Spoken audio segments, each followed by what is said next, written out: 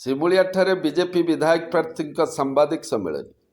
ବାଲେଶ୍ୱର ଜିଲ୍ଲା ସିମୁଳିଆ ନିର୍ବାଚନ ମଣ୍ଡଳୀରେ ଭାରତୀୟ ଜନତା ପାର୍ଟି ପକ୍ଷରୁ ଶ୍ରୀଯୁକ୍ତ ପଦ୍ମଲୋଚନ ପଣ୍ଡା ବିଧାୟକ ପ୍ରାର୍ଥୀ ହେବା ପରେ ପ୍ରଥମ ଥର କରି ସାମ୍ବାଦିକ ସମ୍ମିଳନୀ କରିଛନ୍ତି।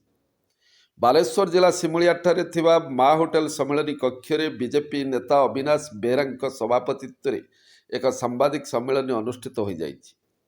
ସିମୁଳିଆ ନିର୍ବାଚନ ମଣ୍ଡଳୀରେ ଦୁଇ ପ୍ରମୁଖ ବ୍ଲକ ଯଥା ଖଇରା ଓ ସିମୁଳିଆରେ ଦୀର୍ଘ 25 ବର୍ଷ ଭିତରେ କୌଣସି ଆଖିଦୃଶିଆ କାର୍ଯ୍ୟ ହୋଇନାହିଁ, ଯାହା ବିକାଶ କ୍ଷେତ୍ରରେ ବହୁ ପଛରେ ରହିଯାଇଛି ବୋଲି ବିଜେପି ବିଧାୟକ ପ୍ରାର୍ଥୀ ଶ୍ରୀଯୁକ୍ତ ପଦ୍ମଲୋଚନ ପଣ୍ଡା କହିଥିଲେ।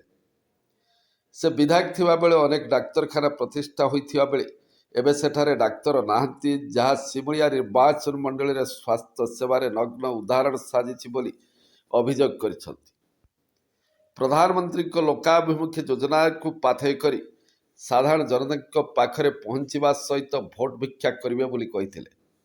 ଏଥିସହିତ ନରେନ୍ଦ୍ର ମୋଦିଙ୍କ ଗ୍ୟାରେଣ୍ଟି ସାଧାରଣ ଲୋକମାନଙ୍କ ପାଖରେ ପହଞ୍ଚାଇବା ସହ ଡବଲ ଇଞ୍ଜିନ ସରକାର ପ୍ରତିଷ୍ଠା କରିବା ପାଇଁ ସିମୁଳିଆ ଖଇରାବାସୀଙ୍କୁ ନିବେଦନ କରିଛନ୍ତି।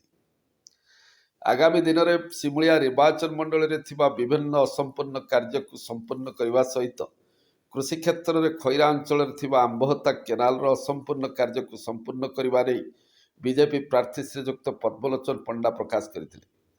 ଏହି ସାମ୍ବାଦିକ ସମ୍ମିଳନୀର ଅନ୍ୟମାନଙ୍କ ମଧ୍ୟରେ ବିଜେପି ଜିଲ୍ଲା ସମ୍ପାଦିକା ଭାରତୀ ମଲ୍ଲିକ, ଜିଲ୍ଲା ସଂଯୋଜକ ନିରାକାର ପଣ୍ଡା, ପୂର୍ବତନ ବ୍ଲକ ଅଧ୍ୟକ୍ଷ ସୂର୍ଯ୍ୟକାନ୍ତ ମହାପାତ୍ର, ଅକ୍ଷୟ ବିଶ୍ୱାଳ, ଦିଲ୍ଲୀପ ଗିରି ଏବଂ କୁପାରୀ ମଣ୍ଡଳ ସଭାପତି ପତିତ ପାବନ କର ପ୍ରମୁଖ ଉପସ୍ଥିତ ଥିଲେ।